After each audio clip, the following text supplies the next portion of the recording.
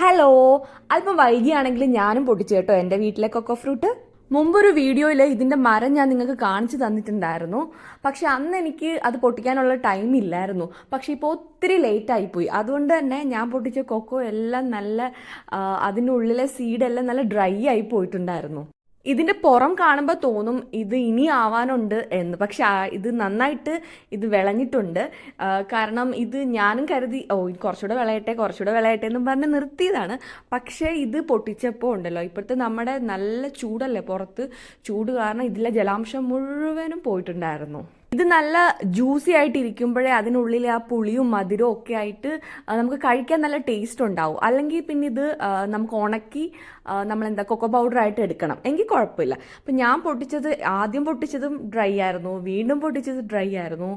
എങ്കിലും നമുക്ക് കൊക്കോ കിട്ടിയ സന്തോഷത്തിൽ ഞാൻ കഴിച്ചു. പക്ഷേ എനിക്ക് ഒരെണ്ണം വലിയ കുഴപ്പമില്ലാതെ കിട്ടിയിട്ടുണ്ടായിരുന്നു.